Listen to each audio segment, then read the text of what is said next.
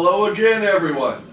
I have returned with another installment of our awesome video series, and in this case it's going to be on Chtulhu Wars. Now, I had 3 more things I had purchased that I hadn't done a video on yet. I figured I'd do all 3 in one video. Alright, so here's the Beyond Time and Space expansion. Here are the masks of Gnarly. And here is the tcho.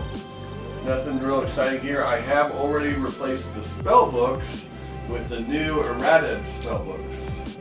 Alright, are we ready to see what's inside? I think we are. Let's begin with Beyond Space and Time.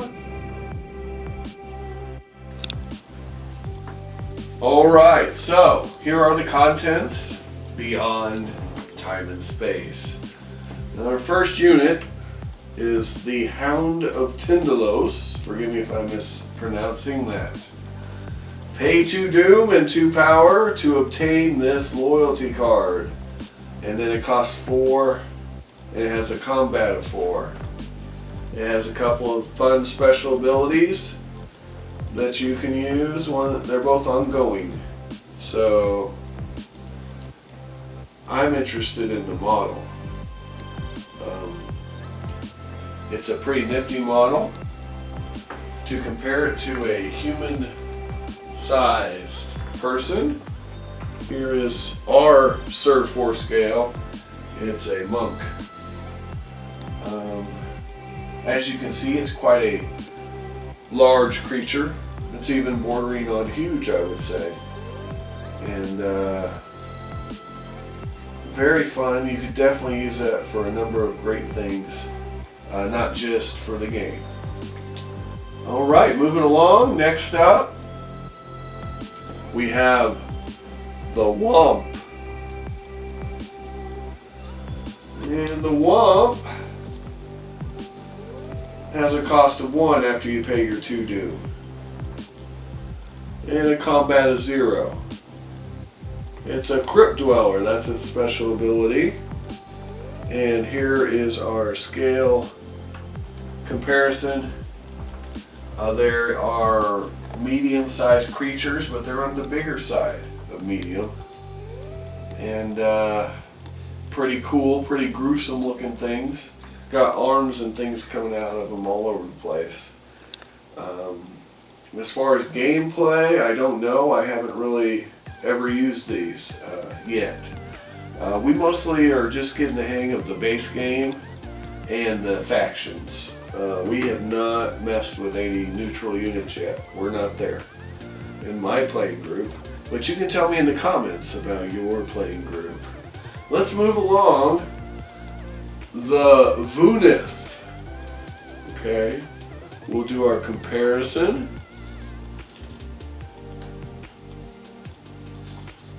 Okay. These are large creatures. They're a fair bit smaller than the Hound, but you know, I still think the Hound's more like a big large than a huge, though. But that's just me. You could argue about that. These creatures, the sculpt is interesting. I don't think they look particularly menacing, which could be a good thing. That could be useful. You could definitely use them for several things I can think of off the top of my head in different role-playing games. To include space aliens, some ancient reptilian race that, you know, maybe a progenitor to lizardmen or something like that. Dragonborn, for example. Definitely a useful mini. Definitely can see some uses. Let's move on to the next pack. Again, this one costs 3 after you pay your 2 doom. It has a 1 combat and an ongoing power of vicious. Okay. Alright, and it's a post-battle ability.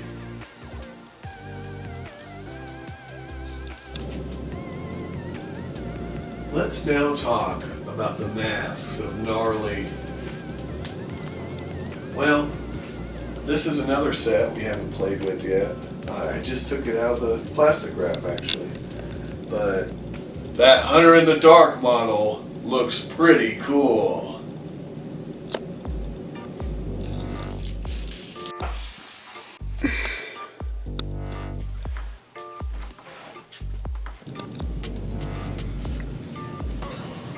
This is the Hunter of the Dark. What a nice looking miniature. And as it turns out, it's an Aigu. Okay. And here is a normal human-sized character to give you an idea of just how big our Hunter of the Dark really is. This is one of the many fun-filled forms of old Gnarly. And now we'll move on to the other Aigu in this set. Alright, and this one is, as I recall, the bloated woman, I believe. Yes, the bloated woman. This is the bloated woman as compared to a human-sized character. Now, all of these minis are obviously very useful. I would say in the case of the first two we've discussed here, these could definitely be some sort of demons that you could use if you wanted a named demon, or just a horrible monster that you could encounter. But anyway, another Aigu with, you know, special abilities. Again, have never used them in the game. Can't wait to though. Can't give you any recommendations on how to use them in the game because I haven't messed with them yet. I literally just took them out of the box. Now, this is where things get interesting. These next two have an error, so I'm going to have to contact Peterson Games because the cards are all jacked up, which I'm sure most of you are familiar with if you follow this game.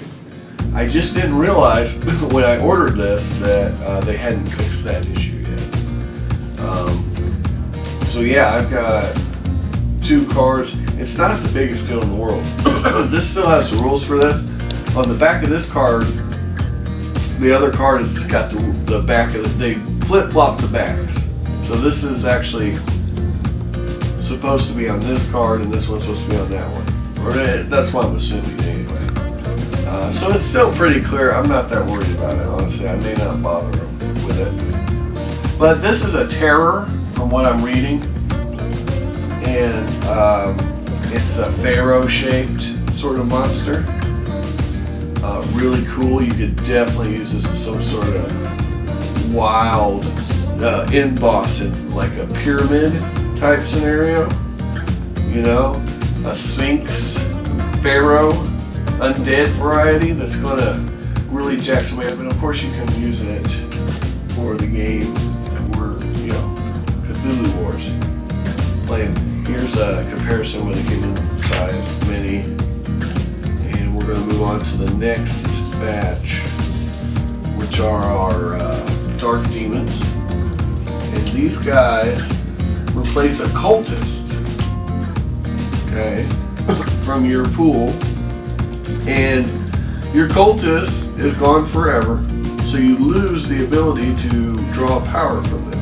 Although if you capture these guys, you can still get power that way. So I'm guessing it encourages that. It can still build gates, it can still control gates, but it does not give you power. So it makes the game more power, or you have to be more careful with your power economy. Now, if you're playing Crawling Chaos, you get some bonuses. You get, it costs you 0 power, or 0 doom, I believe, to get the card. Anyway, let's compare it to a human-sized mini. But the other players do get an Elder Sign if you do that. But it's really cool that they've added a bonus on these for playing Crawling Chaos. Because, you know, it is Gnarly's mini forms, right?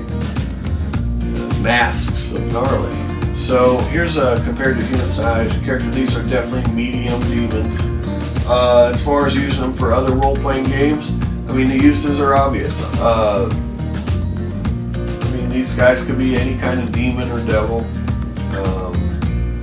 or some sort of mutant orc even, really. So there's options. If you're creative, you can make these things work, or you can just make up your own race. Call them the whatevers.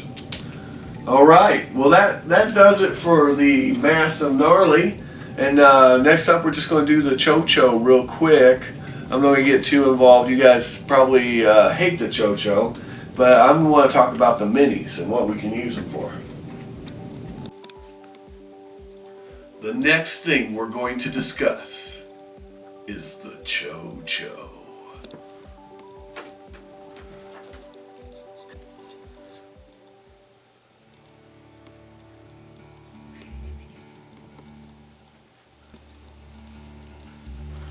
Hey Eva.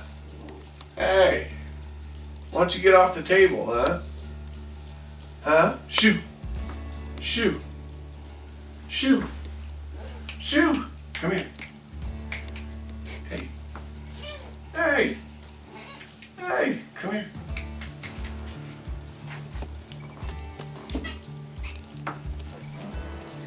All right. We're about to talk about the tcho.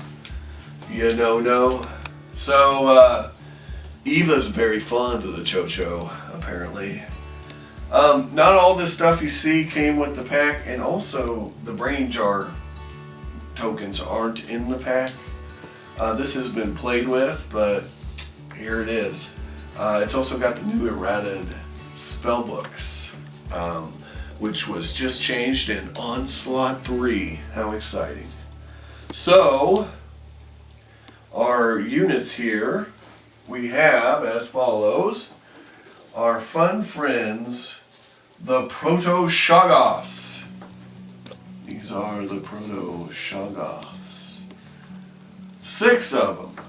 Which, that's not a lot of, variety in your units, because that's literally the only monster you get with this faction. You get 3 High Priests. Oh, hold on. The Proto-Shoggoths, the sculpt itself is actually pretty gnarly. And I can think of a few things you can use it for in other role-playing games. You could use it as some sort of slime or ooze. You could use it as a demon. A particular demon comes to mind that this thing really looks like. So definitely useful for that. We're getting pretty limited from there because it doesn't look human or anything really, so but you can make up your own creature that it is. It's some sort of fungus, maybe. Fungus among us. Always fun. Alright, now this is your goo. Ubo Sothla. Forgive me if I'm mispronouncing your goo.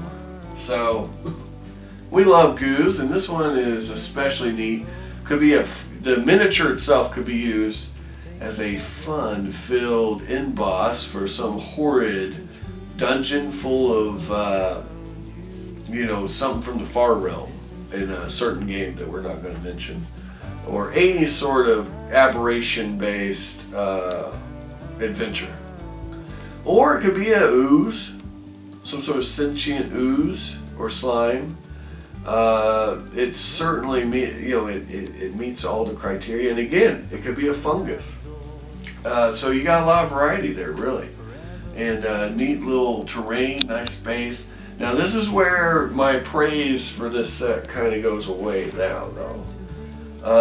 The 3 High Priests.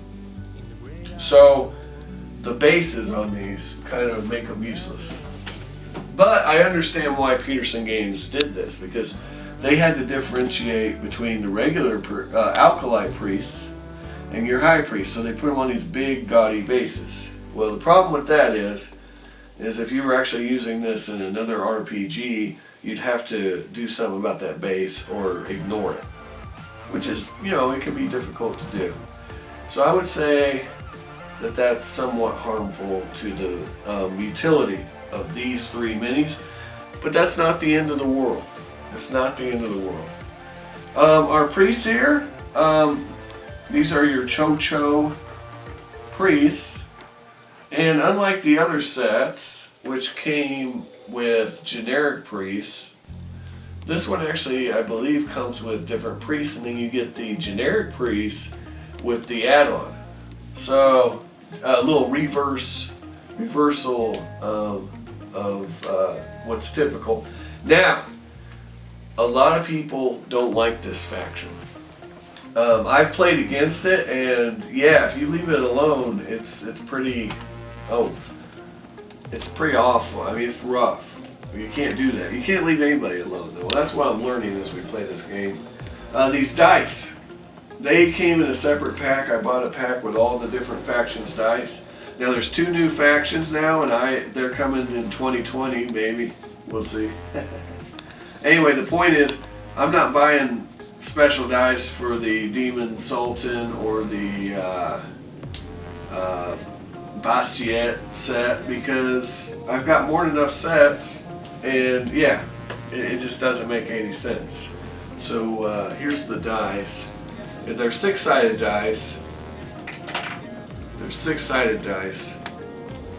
They've got special symbols, so this is a kill. This is a miss. Kill, pain. Okay? Pretty cool. You guys know how to play the game probably. The books. So you earn the books as you go through the game by doing different things. Okay? Different books give you different powers. And you get to pick which book you put out. And your strategy will dictate what order you put them out. So what the other players are doing can have a big influence on what you're going to put out to counter them. So it really makes this game kind of fun. Now what makes this faction a little less fun is that they're a turtling faction. They're not offensive at all. As a matter of fact, from what I've seen, even if you try to be, they're not. But that's going to change because Peterson Games has put out a new set of spell books, and apparently there's various tribes of tchos, and you get to choose one of the tribes, and they'll have completely different rules, or spell books anyway. They'll have completely different spell books, which will allow you to play more aggressively or whatever. I guess there's 3 different sets. I can't remember. Maybe it was 6. 6 seems superfluous. Probably 3. But, so that's going to make our tcho faction a little more exciting. I don't mind it the way it is, honestly. As long as you know, don't leave them alone, it doesn't hurt the table, I don't think. I mean, I don't know how much fun it is to play. I've never played it. But as far as playing against it, just don't let them sit there. As annoying as that is. But, you know, you get to capture their priests, and that's fun. So, it's not a complete waste of time. Alright, that concludes our discussion of the tcho. That concludes our discussion of Chtulhu Wars for tonight. I want to thank all of you again for joining us, and I hope you find all the miniatures of your dreams while you're awake.